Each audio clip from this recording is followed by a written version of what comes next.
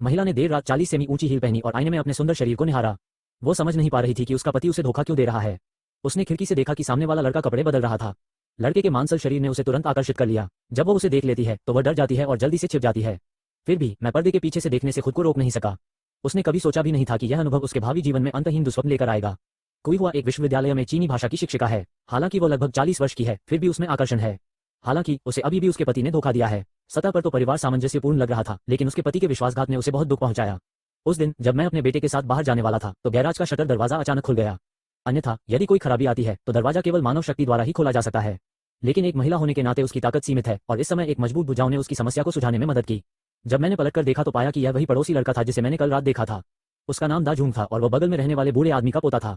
दाजुआंग mechanics के बारे में काफी जानकार था और उसने उस दिन गैराज के रोलिंग दरवाजे की मरम्मत की, जिससे कोई हुआ उसका बहुत आभारी हुआ। जब वह रात को पर्दे खींचकर बिस्तर पर जाने वाली थी तो उसने गलती से लड़के को अपने दादाजी को आराम करने के लिए ले जाते हुए देखा और कोई हुआ को वह और भी अच्छा लगा। चूंकि उसका बेटा दाजूंग के बहुत करीब था, इसलिए कोई हुआ अक्सर उसे अपने घर पर खाने पर आमंत्रित करती थी। समय के साथ उसे पता चला कि उन दोनों की रुचियां और शौक एक जैसे थे और दोनों को शास्त्रीय साहित्य में गहरी अंतर्दृष्टि थी। इस उद्देश्य के लिए दाजूंग ने कोई हुआ को एक पुरानी किताब भी दी जिसे वह लंबे समय से ढूंढ रहा था। दाजूंग की हृदय विदारक क्रियाओं की श्रृंखला ने धीरे धीरे नायिका के ठंडे दिल को पिघला दिया। उसकी सबसे अच्छी सहेली जानती थी कि कोई हुआ और उसके पति के बीच नहीं बनती, इसलिए वो अक्सर उसे भी इसमें शामिल होने के लिए बुलाती थी। लेकिन अलग अलग मूल्यों वाले लोग कभी साथ नहीं रह सकते और चीजें हमेशा त्रासदी में समाप्त होती हैं। घर लौटने के बाद नायिका के मन में दाजूंग की छवि उभरी। बेशक वह जानती थी कि यह गलत था, इसलिए उसने शराब पीकर खुद को सुन्न करने की योजना बनाई। इस समय दाजूंग ने अचानक फोन किया और पूछा कि ओवन में भुना हुआ चिकन कैसे बनाया जाता है। कोई हुआ ने सोचा कि फोन पर इसे स्पष्ट रूप से समझाना मुश्किल था, इसलिए उसने कुछ मार्गदर्शन देने के लिए साइट पर जाने का फैसला किया।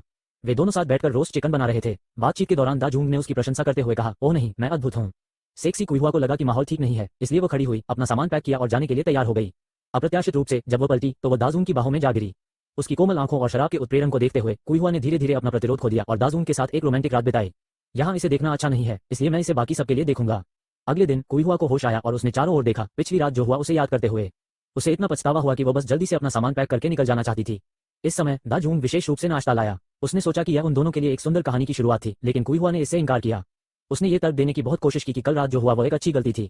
ऐसे शब्दों से दाजूंग पूरी तरह क्रोधित हो गया।